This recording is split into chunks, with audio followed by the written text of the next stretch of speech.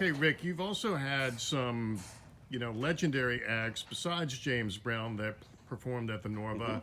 They may not have been huge money makers, but it was important for the venue to have artists such as Bob Dylan or Prince. Can you talk about those, the programming of those, and why it was a real coup to have them perform in a small, relatively small theater like the NorVa, and what that meant to the venue itself? Well, there is no artist, unfortunately, that has to play Norfolk, Virginia to further their career. They have to play New York, they have to play California, they have to play Chicago, even Atlanta, those places, but they do not have to play Norfolk, Virginia. Plus, it's a little difficult to get into this area because you have to come in, and the only way out is to backtrack yourself. So we had to build a better mousetrap. We had to make a venue where artists demanded to play. We wanted to make it so spectacular, having a hot tub, having a basketball court, having a workout room, having a game room with video games and pool tables and foosball tables and ping pong tables and all that stuff. So we had to make it really special. Now, also part of that is having these artists in there that would attract other artists. Having Bob Dylan, having Prince, having B.B. King, having Justin Timberlake, having Kanye West, um, having the Steve Winwood and Ringo Starr and Lou Reed. These are again, not huge money makers because their guarantees were so high. We did, of course, make money off of them, but those were also to say, hey, this is a place where a brand new band can come and play, or where a Beatle can come and play. Hmm. There were some acts that performed at the NorVa, and it was really the first time these acts were introduced. I remember the Strokes performing what I thought was a brilliant show. It was just white light shining down on them. They stood there, but they played that first album magnificently. Yeah, let me talk about the Strokes. Yeah. So, the Strokes are who I think is the first artist where I figured the booking of the venue out. I had heard briefly a Strokes song. I love the band. That was a band I was going to take a chance on. So they hadn't become the Strokes yet. So I called up the agent. I said, I want this band to come and play. She's like, you sure? I said, yep. And by the time they had come to play, they became the Strokes, and we had a pretty spectacular show. It was also one of the first times that we felt appreciated by the artist. I went upstairs and they could not have been more gracious. They were so thankful that we had these amenities for them. They were so thankful at the sound. They really appreciated what we had. Now another artist along the same lines, and I'll tell you who the artist is in a second, but I had started following purevolume.com, and I noticed this one artist kept getting exponentially more views every day. And I went out to California and I went to a restaurant, and I was with one of the agents, and she's like, look, there's Tom. And I'm like, who's Tom? She's like, MySpace.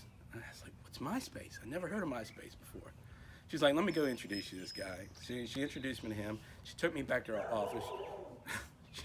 She showed me MySpace. Super. Hey, doggy, be quiet. Oh, Lord. You want to stop a second? No. Okay. So she took me back to her office. We looked at MySpace, and I began following MySpace.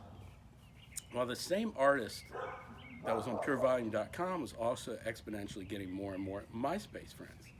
So I went out to the concert industry convention, and I had a lot to drink the night before. And I was sitting in a seminar with a bunch of bookers that did the exact same thing, but these were the guys from New York and LA. And they started just talking about basically how to book shows. And I wasn't feeling good. I thought I was going to throw up. So I decided I better stand up and talk or I'm going to pass out. So I stood up and I looked around and I told everybody that there's this new thing called social media. This thing called MySpace, thing called purevolume.com. And I said, I guarantee you, a year from now, the biggest band in the country will be this band, and the reasons why is because I exponentially see them getting bigger and bigger.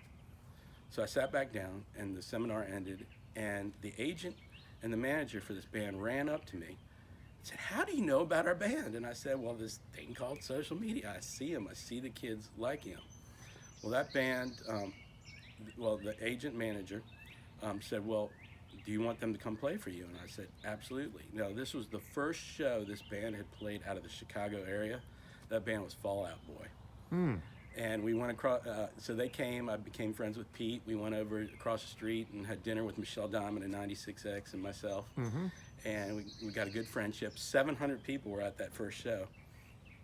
And of course, Fall Out Boy became massive. So, Yeah, they sure did. So those are two good early stories of where I was able to hit it correctly and figure out the booking of the venue. Yeah. As a fanboy, what artists did you personally want to have in your venue and get excited to meet for the first time at the NorVa? Super simple. So, so when I was in high school, I think 10th grade, 11th grade, we went to Bennigan's, and I was eating a burger, and we had a group of friends, and a girl walks in, and we're sitting, and she's very attractive, and we were sitting there talking, and we started talking about music, and she's like, have you ever heard of the Violent Femmes? And I was like, the Violent Femmes? Of course I've heard of the Violent Femmes. Well, I never heard of them before. I had no idea who the Violent Femmes were.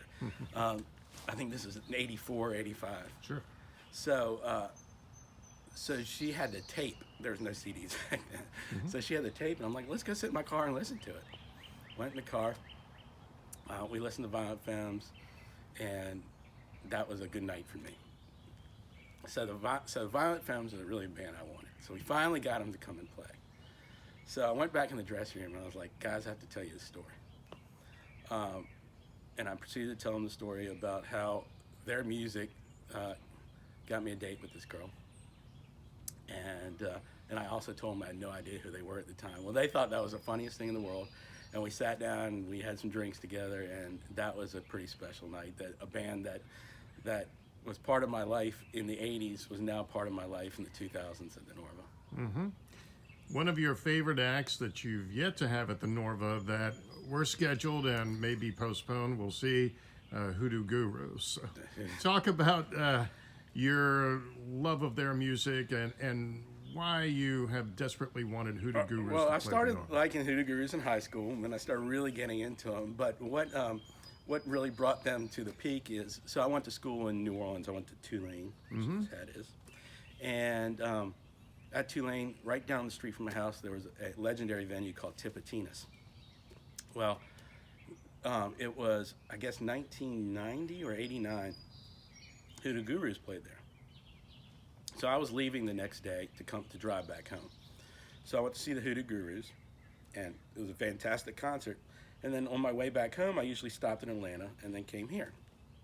Well, I drove to Atlanta, and right down the street from where I was staying, the Hoodoo Gurus were playing. So I went to see Hoodoo Gurus again. So then I drove back home, and I started calling friends when I got home. And they're like, you know, the Hoodoo Gurus are playing at the Boathouse. I was like, oh my God. So 3 nights in a row, I ended up seeing the Hoodoo Gurus. I became like a hoodoo head. And so that was a really neat musical story in my life. So I've been wanting to have the Hoodoo Gurus to relive that experience for a long time. And they, as far as I've known, they haven't been a touring band at all. And I forgot where I saw that they were playing. Well, I called up their agent. I'm like, I want them to come play for us. He's like, are you sure? Are they going to do? I'm a little scared of playing in a place the size of the NorVa. I was like, don't worry about it. I was like, it'll do well. It'll look fine. And, you know, 300 or 400 people went up. That's just the way the venue is. So the Hoodoo Gurus are scheduled in November. Hopefully that'll happen. Yeah, very good. The NorVa's been a great place for local bands to showcase their abilities and kind of take their live show to the next level. Can you talk about, you know, giving that opportunity to local bands and why you see that as an important thing? Well, there was certainly local bands that have broken out, such as Pharrell, who played there. I remember one story. We had a kid who was doing pre-EDM, and they were still called raves. So when we first opened, he was doing raves.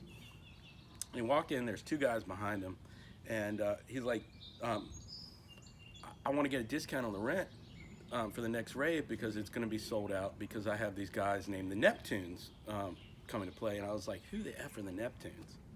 Well, Pharrell and Chad Hugo were the two guys standing behind him, so I don't think they've ever forgotten that I didn't know who they were. Of course, I know who they are now, but it's neat to see Pharrell and Chad going from that to something in the water. So that's always fun to see. Now, I didn't want to ever have a dark Friday or Saturday night.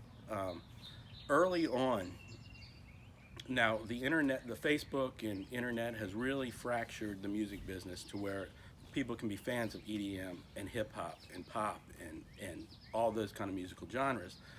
20 years ago, it was more specialized. So there weren't as many artists touring, so the inventory just wasn't there to fill up every Friday and Saturday night. So we decided that we were going to do local acts, give them a chance to be on the same stage as Bob Dylan, as Prince, as Ringo Starr. So when they went out to get a record deal, or they went out to get management, they could say, we've headlined at the NorVa. And by that time, people certainly had known of our reputation at NorVa. So it became something that bands definitely wanted to do. Also, it was a lot easier for these bands to get girls and guys if they were playing on stage at the NorVa instead of playing in their garage. So that was special to a lot of them. Sure.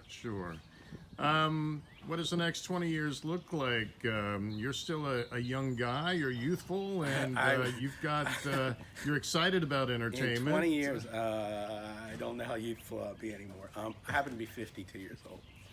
So, Okay. So who knows what's going to happen when I'm 72.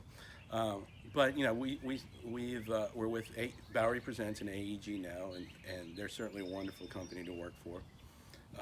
We're going to continue to do what we do. We're going to continue to have more fan interaction.